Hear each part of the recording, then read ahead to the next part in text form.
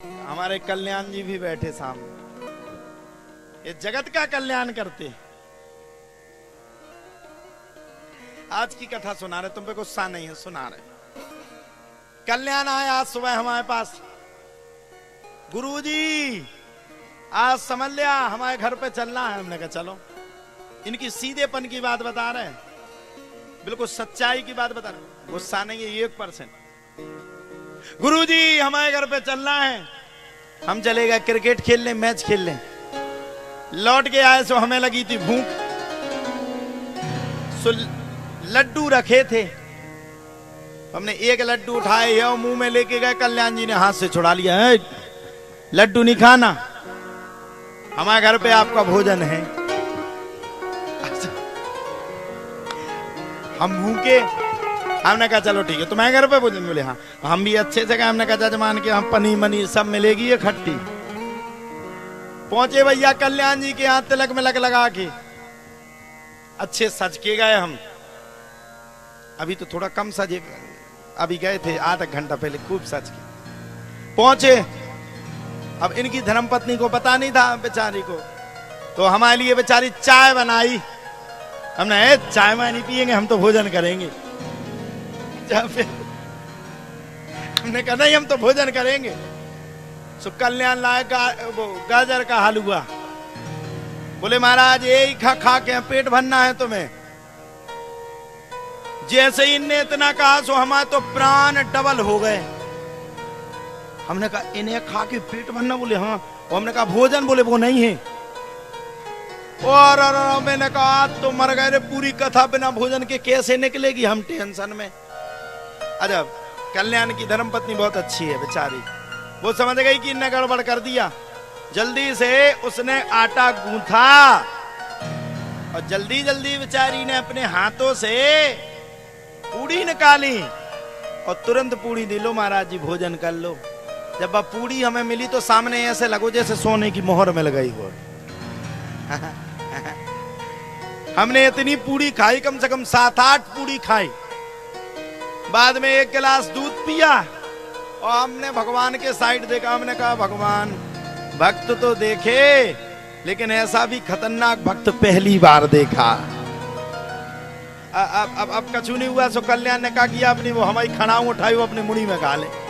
गलती हो गई, गलती हो गई। हमने कहा वो भैया मुड़ी उड़ी ना बोल ले, आप फिरते और परेशान। तो भक्त का भाव है, इसके सीधेपन का भाव है।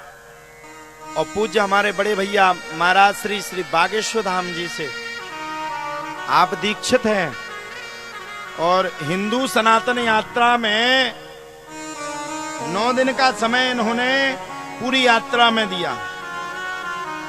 हर जगह जाते उठते भी हैं।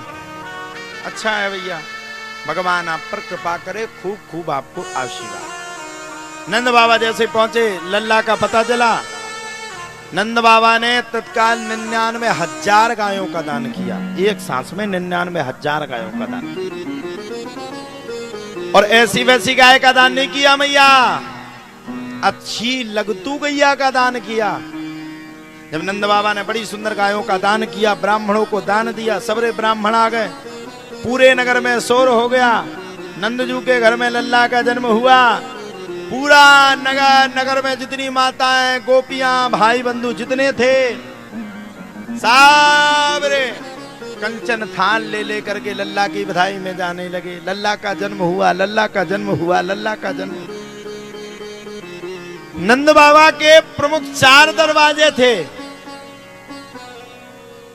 और चारों दरवाजों पर नंद बाबा ने एक में हीरे, इस एक में सोना, एक में जवाहरात, एक में चांदी, चारों दरवाजों में रखवा दी। जो बधाई देते जाता उसको हीरे मिलते, किसी को चांदी मिलती, जिसको हीरा मिल जाए वो बड़ा पसंद। हमें तो हीरा मिला। दूसरा कहता तू पागल है, हमें तो सोना मिला। तीसरा कहता हमें तो जवाहरात मिले। पूरे नगर में शोर हो गया। मानो नगर इतना प्रसन्न, इतना प्रसन्न, इतना प्रसन्न हो। भैया क्यों प्रसन्न नहीं होगा? एक साधारण सा अगर बालक जन्म ले तो हम लोगों को मन में कितनी प्रसन्नता होती। एक बालक ने इसके घर में जन्म लिया, ये भगवान का स्वरूप है। जहां साक्षात्कार होकर के आप लोग समझने योग्य बात है, जहां साक्षात होकर के बालक के रूप में, छोटे से बच्चे के रूप में भगवान ने जन्म लिया हो, और उस बच्चे के बाप के रूप में स्वयं यशोदा मैया और पिता के रूप में नंद बाबा विराजमान हो खड़े हो, उनको कितना बड़ा सौभाग्य प्राप्त हुआ। अपने आप में वो कितने बड़े सौभाग्यशाली हैं जिनके घर पर स्वयं भगवान आ गए। भगवान मुस्कुरा रहे हैं। कस्तूरी तिलकम ललाट पटले वक्षस्थले कौस्तुभम नासाग्रे वरमौक्तिकम करतले वेणुः करे कंकणम सर्वांगे हरिचंदनम सुललितम कंठे च मुक्तावली गोपस्त्री परवेष्टितो विजयते गोपाल चूड़ामणि। भगवान चले आ रहे हैं। चूड़ामणि, भगवान का शरीर कैसा है? श्याम वर्ण, कस्तूरी तिलक लगाए हैं ललाट पर। वक्षस्थले कौस्तुभम, भगवान के बाल कैसे हैं? भगवान के बाल घुंघराले हैं, जैसे हम आए हैं बिल्कुल क्लियर ऐसे ही होते। हमारे भी घुंघराले ही हैं, लेकिन घुंघराले बालों में एक दिक्कत है, और तो सब अच्छा है, जब इनको अपन लोग खींचते हैं, जब चीन और पाकिस्तान का युद्ध याद आ जाता है। इनमें अगर कोई मक्खी अक्खी अगर प्रवेश कर जाए तो पूरा दाह संस्कार तेरे ही मेरे ही सब होके ही बाहर निकलेगी। तुम लोग तो वो छोटे से कंघे से ऊंचते हो, हम लोग तो इतना बड़ो दता धन देते रेखा। सबसे बड़ी अगर हमें सुबह से उठ के कोई टेंशन होती है स्नान करने के बाद, तो बाल खींचने की टेंशन होती है। कैसे खींचे? जब खींचते हैं तो ऐसे लगता कोई भैया एक समय पे हमसे कोई मिलने ना आए जब हम बाल खींच रहे हो। जब तो हमें ये लगता कि बाल को छोड़े पहले इसकी कुटाई कर दें। बहुत संघर्ष है, लेकिन भगवान के घुंघराले बाल बहुत अच्छे लगते हैं। लगते कि नहीं? भगवान के, हमारे नहीं, भगवान के अच्छे लगते कि नहीं? घुंघराली लट उस पर लटके भगवान के घुंघराले बाल हैं, सुशोभित तो होकर के विराजमान हैं। नंद बाबा बड़े प्रसन्न हैं। ब्राह्मणों ने कर्म कांड करना शुरू कर दिया। सुस्ति वाचन अध्याय प्रारंभ कर दिया। हरि ओम सुस्ति नः इंद्रो वृतस्रवाः सुस्ति नः पूषा विश्ववेदाः सुस्ति नस्तार्क्ष्यो अरिष्टनेमिः सुस्ति नो बृहस्पतिर्दधातु। सुस्ति वाचन करना भगवान ने प्रारंभ कर दिया। और जब भगवान के लिए ब्राह्मणों ने सुस्ति वाचन प्रारंभ किया तो नंद बाबा ने मन में सोचा, क्यों ना मैं अब मौका देख करके भगवान को अपने लल्ला के दर्शन कर आऊं। जब इतना सुना तब तो नंद बाबा दौड़ करके भागने लगे लल्ला के दर्शन करने के लिए। अच्छा, आज के जमाने में किसी का बालक जन्म ले मैया तो तुरंत फोटो खींच के डल जाती है। अपनी पत्नी से कहता पति हंस, अब भैया कैसे हंसेगी वो?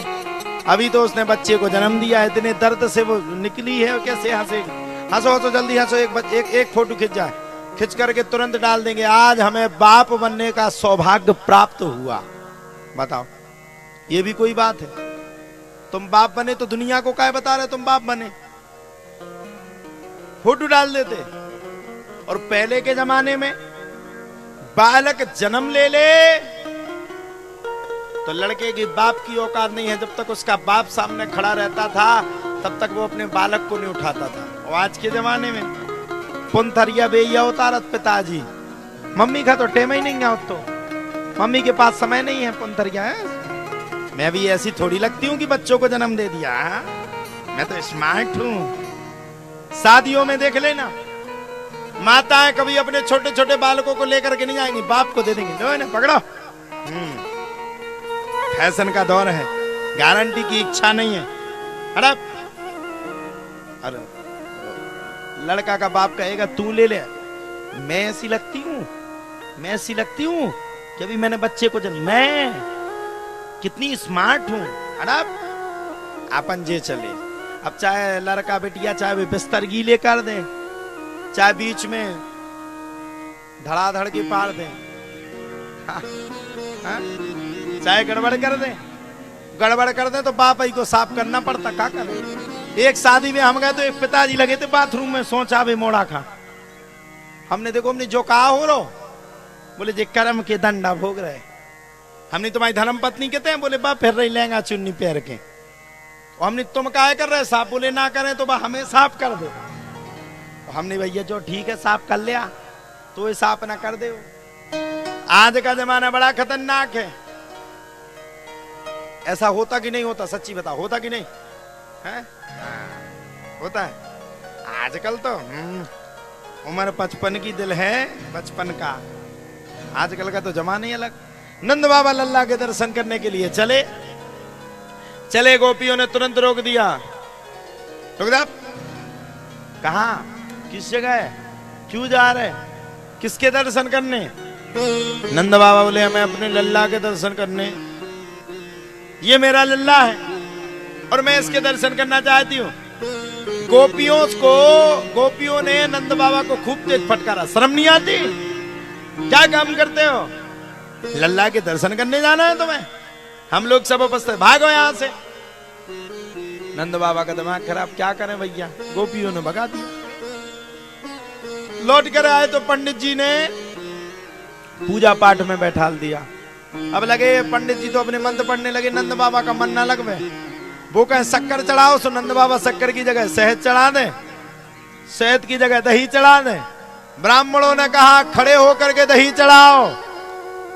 सो नंद बाबा ने भगवान को तो दिया, छोड़ो पंडितों के ऊपर खूब चपिया से दही चढ़ा दिया। पंडितों का दिमाग करो है, क्या कह रहा है नंद बाबा? नंद बाबा ने कहा महाराज मेरा मन नहीं लग रहा, मुझे अपने भगवान की याद आ रही।